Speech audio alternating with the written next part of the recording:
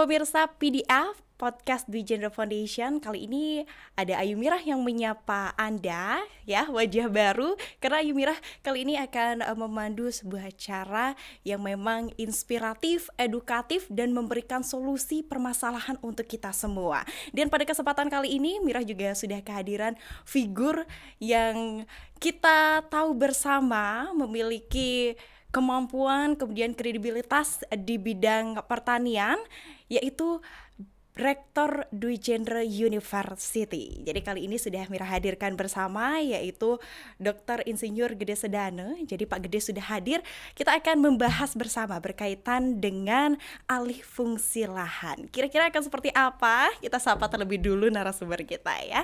Halo Pak Gede, apa kabar? Baik, Om Swastiastu. Om Swastiastu Pak ya. Dan kali ini pada podcast perdana kita pastinya membahas hal inspiratif, edukatif, dan memberikan solusi atas permasalahan-permasalahan yang akan kita bahas di sini Pak ya.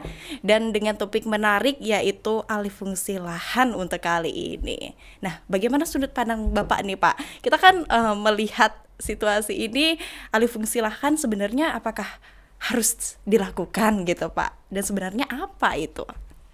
Ya, terima kasih ya Mirah ya. Nggih. Ya.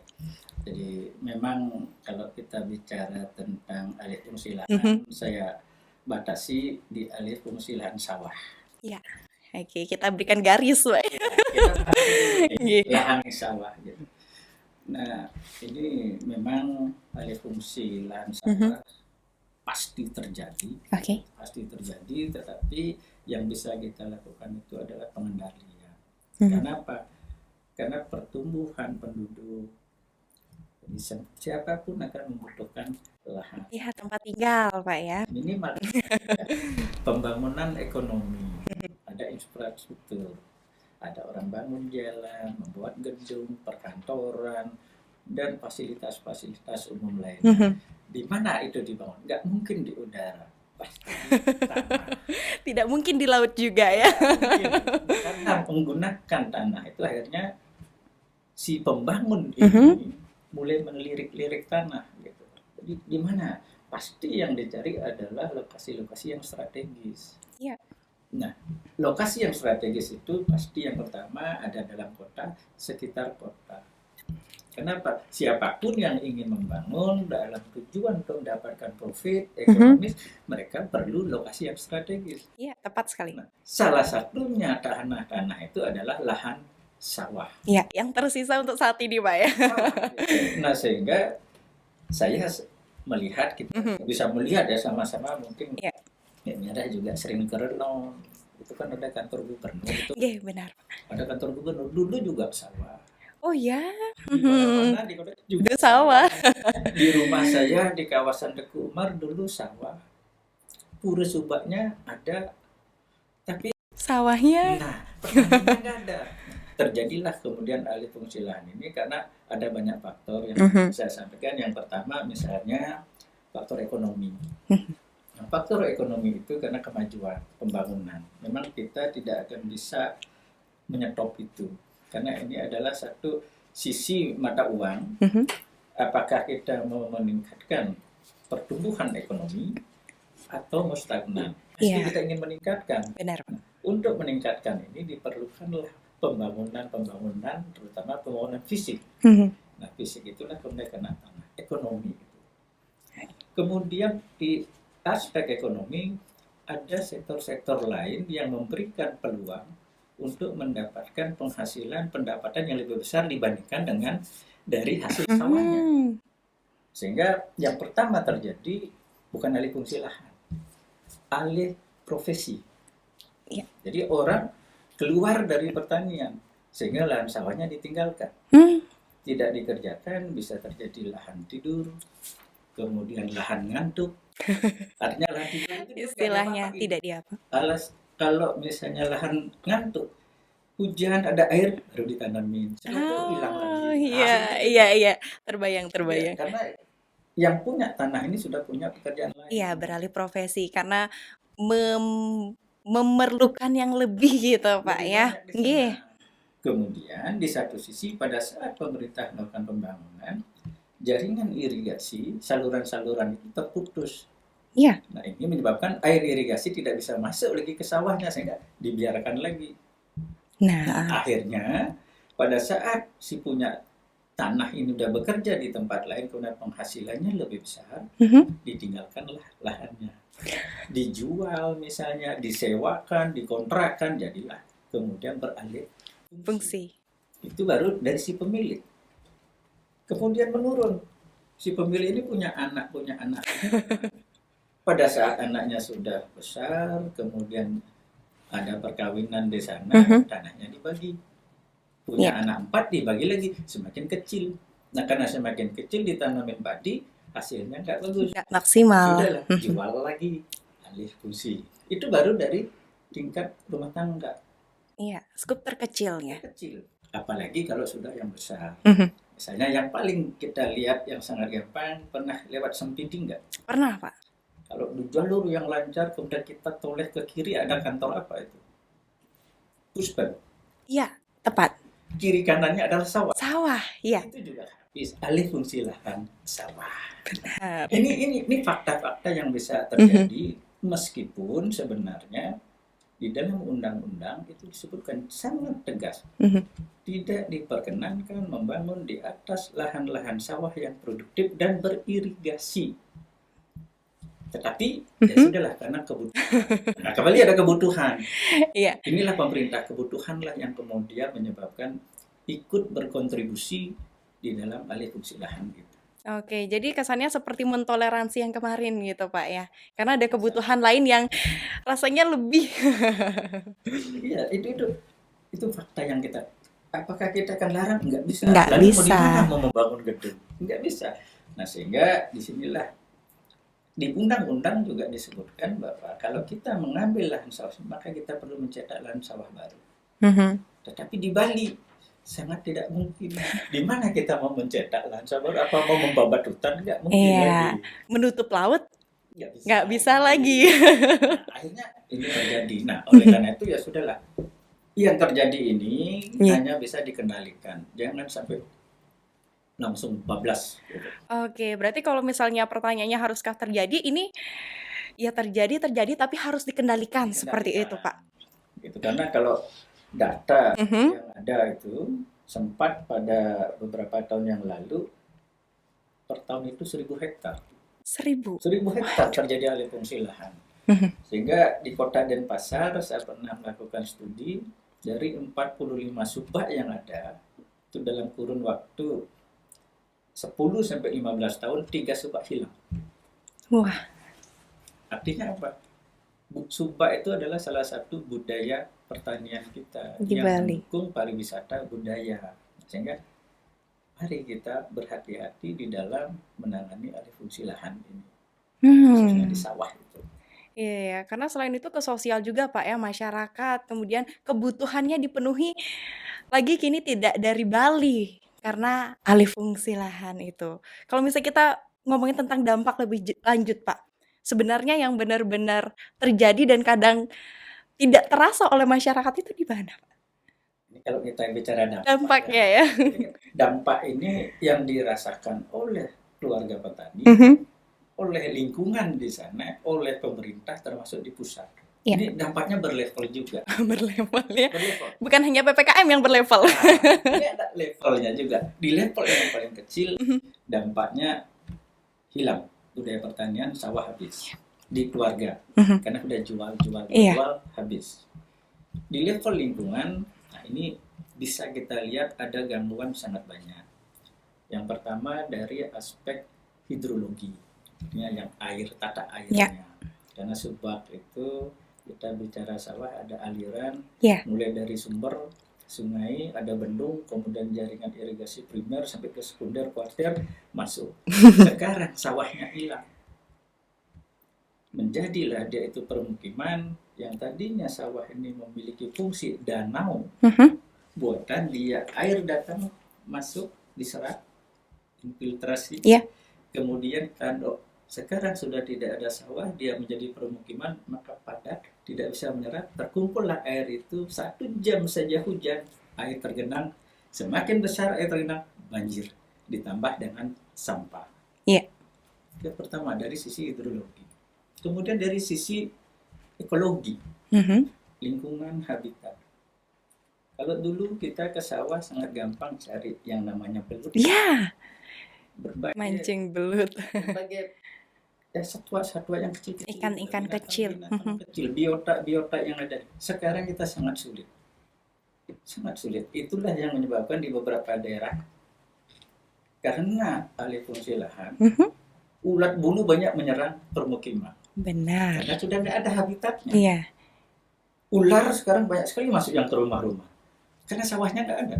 Habitatnya sudah direnggut.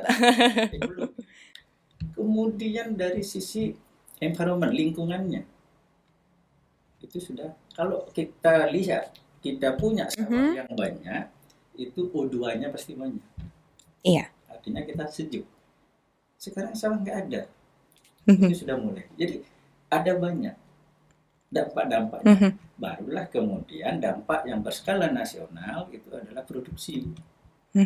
Kalau dulu misalnya katakanlah 80.000 hektar sawah di Bali, kalau rata-ratanya 4 ton per hektar, tinggal mengalihkan. Iya. Itulah produksi kita. Sekarang lahan sawah itu 70.000 hektar, berarti 10.000 sudah hilang. Berarti produksi berkurang. Artinya kita harus impor beras. Iya. Karena pemenuhan di daerah tidak memenuhi lagi. Produksi. Pada saat misalnya produksi ini sudah menurun, ini efek dominonya banyak. Pekerja-pekerja yang dulu bekerja di sawah terus kemana? Inilah yang harus kita kendalikan. Gitu.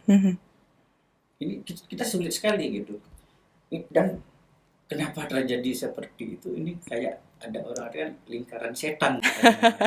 Tidak terputus, tidak ketemu ujungnya. Siapa sebenarnya? Dari mana kita memulainya? Untuk memutus lingkaran itu. Iya. Karena orang tidak akan mau bercita-cita jadi petani. Iya, Saya untuk masa kini ya. Saya sekolah. Nanti kalau sudah besar jadi petani kan? Enggak, jadi dosen. Nah, seperti sekarang. Saya punya anak, cita-citanya enggak jadi petani. Termasuk petani dimanapun tidak pernah mencita-citakan anak-anaknya jadi petani. Benar. Tapi ada yang bercita-cita jadi petani. Itu adalah pejabat. Coba kita tanya pejabat, Pak, kalau sudah pensiun pengen jadi apa? Jadi petani, pulang ke kampung. Jadi sudah terlambat. Alih fungsi lahan sudah terjadi. Baru. Nih, ya. Jadi seperti itu, sehingga kita perlu melakukan satu upaya-upaya untuk mengendalikannya. Baik. Nah, untuk itu Pak, upaya apa yang bisa dilakukan selain kita mengontrol, karena mengontrol ini kan ada tingkatannya lagi Pak ya, baik itu dari keluarga hingga pemerintah pusat. Nah, seperti apa yang seharusnya dilakukan? Ini kalau saya amati. Iya Pak. Anggaplah saya ini pengamat. Indonesia merdeka tahun 45. Sampai tahun 2000 itu sudah 55 tahun. Belum ada yang namanya undang-undang perlindungan dan pemberdayaan petani. Artinya selama 55 tahun Indonesia merdeka, belum ada perlindungannya. Barulah kemudian muncul 2013. Muncul undang-undang perlindungan dan pemberdayaan petani. Jadi harus mencari lebih dari 60 tahun. Iya. Baru kita membuat undang-undang perlindungan. 2009 pemerintah buat undang-undang 41. Kalau nggak salah bunyinya tentang perlindungan lahan pertanian pangan berkelanjutan. 2009 itu undang-undang. Undang-undang tidak akan punya taring, tidak akan bisa punya kekuatan begitu tidak ditindaklanjuti di provinsi dan kabupaten. Iya, berarti kembali lagi ke daerahnya. Harus ada perda. Sampai sekarang belum Iya. ada. Nah, di undang-undang itu jelas dilindungi lahan pertanian pangan. Jadi pangan itu adalah sawah. Nah, itu undang-undangnya. Nah, secara mikro kita harus lakukan juga. Ternyata persoalannya itu hanya di ekonomi yang paling besar. Income yang dihasilkan dari usaha tani sawah itu sangat kecil jika dibandingkan dengan sektor yang lain. Sangat kecil. Di sawah, misalnya menghasilkan 4 ton. Iya. harganya 4.000, berarti 16 juta. Potong biaya. Misalnya Operasional. biayanya itu adalah 6 juta, berarti tinggal 10 10. juta. Itu kalau 1 hektar. Petani kita 25 ari, berarti bagi 4. Berarti 2,5 2,5 juta. juta per 4 bulan. 2,5 Ya. juta dibagi 4 bulan. Sama. Waduh. Artinya 625.000 per bulan. Itu seorang petani. Kalau usahanya bagus. Hidup di alam, ada serangan hama penyakit. Nah, itulah resikonya. Lagi. Saya agak usil. Mengulik-ngulik. Saya usil, saya coba. Saya ikut duduk berdiri di simpang Matahari. Di sana ada orang yang main gitar, ada pengemis. Itu per 2 menit. 2 menit nih, Pak. Per 2 menit dapat 4.000. 2 menit 4.000. Begitu lampu merah 2.000 atau 1.000 rata-rata 4.000 per 2 menit. 1 jam artinya kali 30.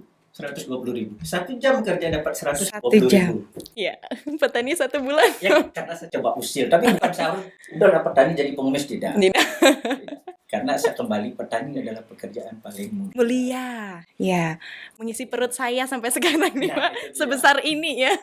Nah, oleh karena itu yang bisa dilakukan dalam jangka pendek. Jangka pendek nih. Ya. Artinya jangan lakukan berpikir yang jauh. Jauh, yang dekat. Sekarang misalnya pemerintah punya perusahaan daerah, beli gabahnya petani. Karena petani jual gabah, beli beras. Jual gabah 4.000, beli beras 10.000. Gimana mau kaya? Sekarang pemerintah beli. Gabahnya 8.000, kemudian beli berasnya mau 10.000 kan tipis. Iya. Petani kan jadi makmur. Makanya sering muncul salam tani makmur. Salam tani makmur. Karena kemakmuran ini. Jadi harga. Yang kedua, yang namanya pajak. Ini pajak luar biasa. Ini kalau punya tanah di seputaran Kota Denpasar, pajaknya mahal. Di kawasan pariwisata, pajaknya mahal. Lebih bagus dijual. Karena hitung-hitungannya NJOP-nya sesuai dengan lokasi tanah itu. Sehingga lebih bagus dijual. Saya punya 10 ari, saya pernah di Jalan Hang Tuah. Seorang petani punya 20 ari. Ya. Kalau tanam padi kan hasilnya kecil. Kalau per hektar dia 4 ton, berarti kalau 20 ari tinggal bagi 5, 800 kilo. Nggak bisa hidup. Waktu itu, harga tanah 800 juta. Yang tua. Iya. Kalau 20 ari 1,6 M. Saya masih ingat karena saya duduk dengan petani. 1,6 M, dia bisa beli tanah di Pelagu. Itu rencana petani. Dia beli tanah Pelagu, dapat kebun, dia perbaiki rumah, beli mobil, kemudian dia berkelakar. Soalnya saya kan sudah bosan miskin. Gitu. Artinya, ekonomi petani dalam jangka pendek itu, satu, harganya ditingkatkan, kemudian pajaknya. Nggak perlu lagi disubsidi pupuknya. Baik. Mau. Baik, melihat yang benar-benar dibutuhkan ya Pak ya dari petani itu sehingga petani mengurungkan niatnya untuk hal tersebut. Iya betul, sehingga marilah kita muliakan para petani kita. Kalau dia sudah dimuliakan, pendapatannya meningkat, petaninya makmur. Maka dipaksa-paksa pun jual sawah nggak mau. Enggak, saya mau di sini terus karena sumber kehidupan saya adalah dari lahan ini. Itu yang bisa dilakukan dalam jangka pendek ini. Terdekat gitu ya. Karena kalau misalnya kita tidak mulai langkah kecil, bagaimana langkah besar itu bisa dilakukan Pak ya. Apalagi ingin perubahan besar dimulai dari langkah kecil terlebih dahulu. Tahu nggak kalau petani diberikan kemakmuran sedikit, semua menikmati. Termasuk Dwi Jindro. Artinya, mahasiswa pertanian dari kalangan petani. Kalau petani ini dibikin kaya, pasti mereka akan lomba-lomba masuk ke Dwi Jindro kuliah. Tidak putus sekolah, mereka akan datang ke Dwi Jindro. Urusan fasilitas semua mereka siap. Berarti Dwi Jindro bisa juga jalan. Dunia pendidikan akan hidup. Kemudian apa? Ekonomi. Orang tua pasti akan kirim uang banyak-banyak. Karena dia punya. Iya. itu di sini, tapi di desa. Desanya pasti akan maju kalau petani dibikin makmur. Misalnya, saya punya videonya, saya ketemu 3 anak kecil SD, anak SD, pulang sekolah ini di Flores, di Manggarai, di Ruteng. Ketiga anak ini dia teng-teng sepatunya. Tahu nggak kenapa? Kira-kira kenapa dia teng-teng sepatunya? Supaya sepatunya tidak kotor, Atau tidak cepat rusak. Kenapa dia cepat Rusak. Karena Harus beli lagi. karena tidak punya uang. Bajunya busuk. Karena hari Senin, Selasa, Rabu, Kamis, Jumat itu bajunya sama. Dipakai terus. Kalau dia dibikin kaya, dimakmurkan petani itu, maka dia akan punya seragam bajunya bersih. Yang banyak. Siapa yang untung? Dagang kain. Berdampak, iya. Masa kainnya bisa langsung jadi baju? Tukang jarit. Tukang jaritnya makmur. Masa tukang jarit bisa langsung jadi baju? Toko benangnya, toko kancingnya ikut. Toko mesinnya, semuanya. Kalau petani dimakmurkan. Baik, jadi sumber kemakmuran. Kantin, iya. Kalau sebelumnya saya tanya itu dia teng-teng, bawa ubi goreng, bawa pulang lagi sisanya. Kalau sudah dimakmurkan, tidak perlu bawa ubi goreng. Belanja di kantin. Kantinnya laku. Dari mana barang-barang kantinnya? Dari kota.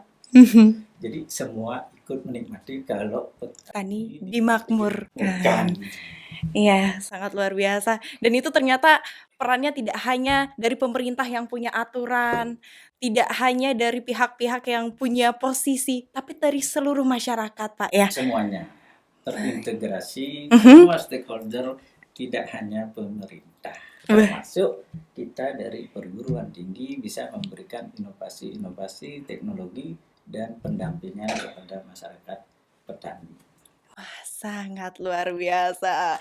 Baik, Pak, kita sebagai penutup mungkin ada closing statement dari Bapak singkat saja ya untuk menutup podcast perdana ini, dan kita juga pastinya mengharapkan nih untuk seluruh pendengar, pemirsa, ya kita bersama-sama lah bergerak ya untuk memakmurkan petani. Silakan, Pak. Hanya satu kalimat. Mari kita bikin petani makmur. Salam petani makmur. Salam petani makmur. Wah, sangat luar biasa. Baik, terima kasih pendengar juga pemirsa. Pastinya ini jadi harapan besar untuk kita semua. Kita sudah dapat insight baru, kita dapat inspirasi, dapat edukasi, dan kita sudah ketahui solusinya, tinggal bagaimana pelaksanaannya ya. Kalau begitu inilah sebagai penutup, saya Ayu Mirah menutup podcast Dwi Jendro Foundation untuk hari ini. Pastinya semoga bermanfaat dan sampai jumpa pada PDF selanjutnya.